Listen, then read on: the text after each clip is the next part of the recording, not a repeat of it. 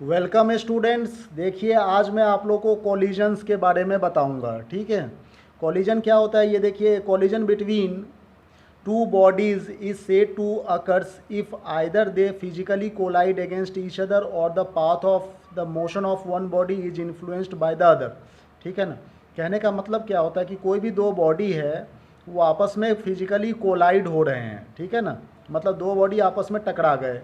ठीक है, या फिर एक बॉडी का पाथ जो है वो दूसरे बॉडी को इन्फ्लुएंस्ड कर रहा है। बात समझ में आ रही है? तो इन दोनों ही केस में हम लोग कहेंगे कॉलिजन। अब देखिए कॉलिजन कितने तरह के होते हैं इसे भी समझ लीजिए। एक तो होता है इलास्टिक कॉलिजन। ठीक है, बहुत सारे टाइप्स है, अभी एक एक करके हम लोग डिस्कस करेंगे। इलास्टिक कॉलिजन कहने का मतलब क्या है कि if there is no loss of kinetic energy during a collision, ठीक है, it is called the elastic collision. तो इलास्टिक कॉलिजन में कोई भी काइनेटिक एनर्जी लॉस नहीं होती है। ठीक है, कहने का मतलब जो भी काइनेटिक एनर्जी रहेगी, मान लीजिए यहाँ पर दो बॉडी है M1 और M2, बिफोर कॉलिजन जो भी काइनेटिक एनर्जी निकलेगी, काइनेटिक एनर्जी मतलब हाफ mv², ठीक है ना। एक बॉडी का हाफ m1 u1 स्क्वायर हो जाएगा kinetic energy of body 1, body 2 का हाफ m2 u2 स्क्वायर। और बिफोर कॉलिजन आफ्टर कॉलिजन दोनों आपस में इक्वल होगा काइनेटिक एनर्जी। इसका मतलब वो इलास्टिक कॉलिजन हो रहे हैं। ठीक है ना। जैसे मान लीजिए यहाँ पर आफ्टर कॉलिजन दोनों की वेलोसिटी अलग अलग हो गई, v1 v2 हो गया, तो इसकी kinetic energy half m1 v1 square, इसकी kinetic energy half m2 v2 square, दोनों आपस में यदि इक्वल है, इस तरह से सपोज करो कि ये इक्वल हो गए। ठीक है ना। तो आप देख रहे हैं कि काइनेटिक एनर्जी कंजर्व्ड मतलब इलास्टिक कॉलिजन में काइनेटिक एनर्जी बिफोर कॉलिजन्स दोनों बॉडी का आफ्टर कॉलिजन्स काइनेटिक एनर्जी दोनों आपस में इक्वल है। तो इसका मतलब जो है वो इलास्टिक कॉलिजन हो रहा है। ठीक है, तो यही इसकी डेफिनेशन कहना चाह रहा है इलास्टिक कॉलिजन की कि if there is no loss of kinetic energy during a collision it is called a elastic collision. ठीक है, अब देखिए इसके बाद हम लोग पढ़ेंगे नेक्स्ट इन इलास्टिक कॉलिजन्स के बारे में। ठीक है, इन इलास्टिक कॉलिजन क्या होता है इसको समझिए। इसमें काइनेटिक एनर्जी का लॉस हो जाता है। ठीक है, दो बॉडी जब आपस में टकराते हैं तो इसमें काइनेटिक एनर्जी का लॉस हो जाता है। तो उसको हम लोग कहते हैं, मतलब दोनों बॉडी की काइनेटिक एनर्जी आपस में इक्वल नहीं होगी, किसी की कम किसी की ज़्यादा होगी। ठीक है ना, तो उसको कहेंगे इन इलास्टिक कॉलिजन। अब ये इन इलास्टिक कॉलिजन्स के एग्जाम्पल्स यदि हम लोग दें, परफेक्टली इन इलास्टिक कॉलिजन की बात करें तो जिसमें दोनों बॉडी स्टिक टुगेदर हो जाते हैं आफ्टर द कॉलिजन्स।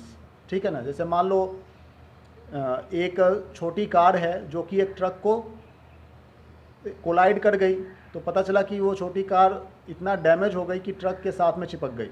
ठीक है ना, तो इसको कहेंगे हम लोग परफेक्टली इनइलास्टिक कॉलिजन। इसमें क्या है कि काइनेटिक एनर्जी का लॉस होता है। ठीक है, तो ये एग्जांपल है इनइलास्टिक कॉलिजन्स का।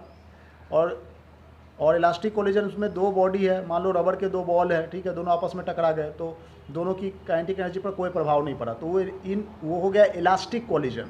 इन इलास्टिक कॉलिजन में काइनेटिक एनर्जी का लॉस हो जाता है। ठीक है ना।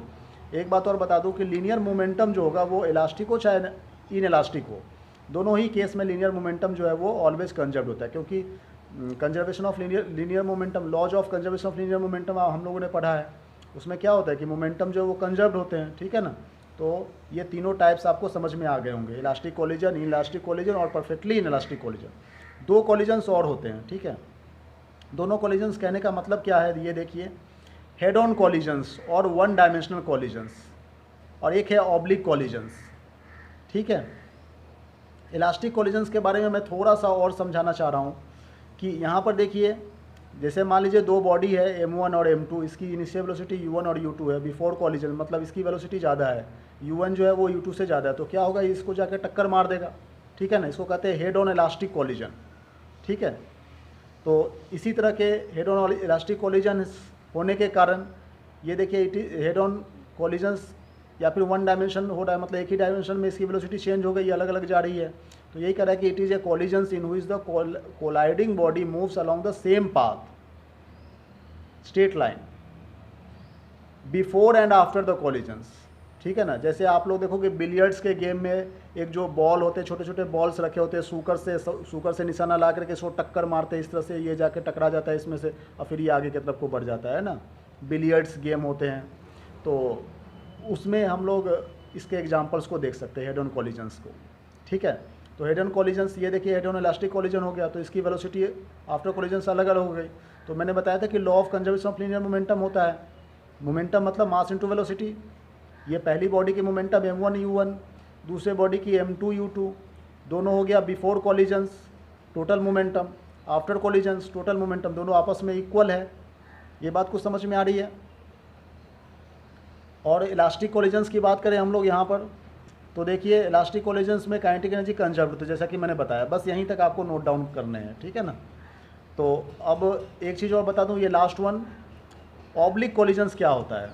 ऑब्लिक कॉलिजन्स कहने का मतलब ये है कि दो बॉडी जो है जब सेम स्ट्रेट लाइन में मूव नहीं करेंगे, ठीक है ना, कॉलिजन्स के बाद, जैसे मान लो एक बॉल यहाँ से आ रहा है, दूसरा बॉल अलग डायरेक्शन से आ रही है, ये इधर को गई, ये इधर को गई, दोनों आपस में टकरा गई, फिर ये इधर निकल गई और ये इधर निकल गई, दोनों बॉल, ठीक है ना। तो मतलब स्ट्रेट लाइन में नहीं जा रही है ये। तो इस तरह के कोलिजन के बाद दो बॉडी जब आपस में टकराती है तो वो स्ट्रेट लाइन में नहीं मूव कर रही है, ऑब्लिकली, तिरछा, ऑब्लिक मतलब तिरछा मूव कर रही है, ठीक है ना, कर्व में मूव कर रही है, तो उसको हम लोग क्या कहते हैं, ऑब्लिक कोलिजन्स। बात समझ में आ रही है। तो बस आप यहाँ से नोट डाउन करेंगे ये कॉलिजन्स, ये हेडिंग, ठीक है ना, 19 नंबर पॉइंट से, और 19, 19, 20, 21, यहाँ पे 21, 22, 23, 24, 25, ठीक है, और यहाँ तक ये नोट डाउन करेंगे आप लोग। बहुत ही इंपॉर्टेंट पॉइंट्स है, इसको एग्जाम से पूछे जाते हैं, इस कॉलिजन्स, उसके टाइप्स, ठीक है ना, ये सब आप, ये कॉलिजन्स उसके टाइप्स हो गए, ये सब क्या है, ये टाइप्स है, ठीक है। आप समझ रहे हैं बात को, यहाँ तक नोट डाउन करेंगे, एग्ज़ाम के लिए इम्पॉर्टेंट है। Thank you very much.